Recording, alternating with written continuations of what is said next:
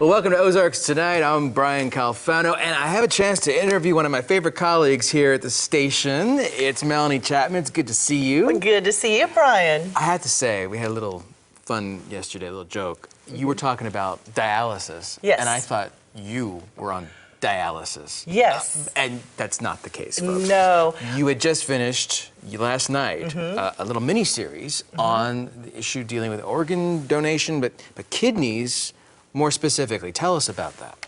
This series started actually last week. We sat in our morning news meeting, as we do every day, and we discussed stories of the day, things we've seen, read, things we've heard about possibly on social media. Well, one of my colleagues saw a man in a car, and he had a magnet on his car, big letters, said kidney needed. Gave his first name and his cell phone number. Wow, that's unique. So I had his number, obviously, called him and asked if he'd be interested in doing an interview. I started doing my research, reaching out to dialysis centers, learning more about kidney disease, kidney transplants, and it started growing.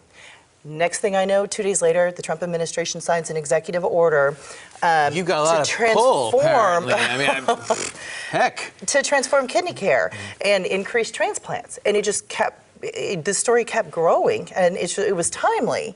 But the story to me was finding the facts, doing the research, and realizing the number of people that are a part of this, the number of people in need of transplants, and the number of people that have kidney disease right now and don't even know it. That's according to statistics, national statistics from the National Kidney Foundation. Now let's back up for a second, because Yes. I don't want to assume people know too much. We have two kidneys. Right, we do.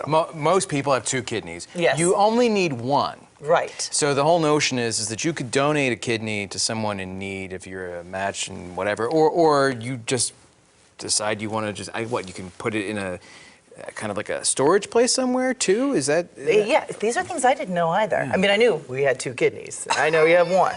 I didn't know this much, but I learned, and as I learned, I'm learning how many people are suffering from kidney disease. So yes, you're first diagnosed with kidney failure. You go through the tests and you meet with your doctor, and they look for signs of potential kidney failure, kidney problems, and then they come up with a plan. If your kidneys are failing, there are three options. There is, and I'm using this information from a nephrologist and others that I've spoken to, other specialists here in Springfield, Dr. Stephen Garcia. He said when we meet with a patient, knowing that they're going to need some help with their kidneys, first step dialysis, and second step is kidney transplant. First kidney transplant is ideal. That's the best options is living longer and healthier, or with a healthy, successful transplant. As opposed to having dialysis long term. Yes, absolutely. But the donors aren't readily available, okay? Because there are two different types. There's a living donor. Let's say I have a friend and our blood types match, or maybe they don't match, and I can get to that. This person needs a kidney. It's a matter of life and death. You can live a long life on dialysis, as I've now learned, but we just don't really know. Your chances of living longer and healthier and having a more normal life, if you will, and not having to go to a clinic 3 times a week on a regular basis. 3 times a week. There's a lot. There's a lot involved, and I'm probably going too fast. But yes, so the process starts. There's an issue. You can do home dialysis, which only 12% of Americans with chronic kidney disease do home dialysis right now. Those are according to statistics that I'm referring to, 12%. The push is to have more home dialysis rather than getting into a car, going to the clinics 3-4 times a week, because your life is surrounded by the schedule of that particular clinic. If it's cold, you're gonna have to get in your car and go. You're having car problems. Some drive 3 back and forth trips for 4 hours. It consumes their day. But if there's home dialysis, you go through a long process of learning how to do the home dialysis. Right, and so this is something you do on your own. This isn't someone comes to your house to do it. They will check in periodically, depending on which clinic you go through. You're always going to have a specialist with you, and you will have to go make periodic checks with your clinic.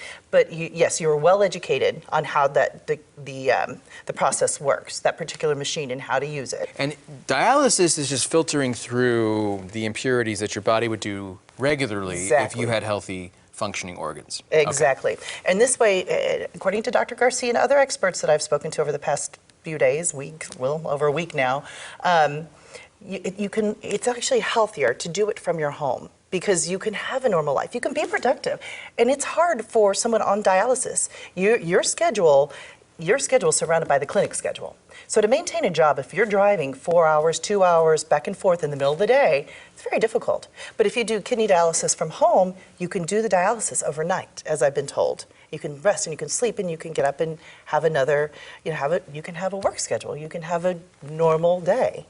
Now on the donations though. Okay. So the idea Yes. being that people aren't donating because they don't know that they can get away with just having one kidney. They feel it's maybe weird that they have to give up an organ. I mean, what is the issue there? All of the above. I think it's all of the above in what I've learned. And I don't think a lot of people know the whole process. What is it like to go through? And typically it's you have a friend or a loved one. And you know this person, ideally a family member, maybe an immediate family member, brother, sister, father, and just anyone that you want to help. And you're a healthy person. You have 2 healthy kidneys. This person you love so much, and sometimes don't even know a stranger. You just have a kind, generous heart.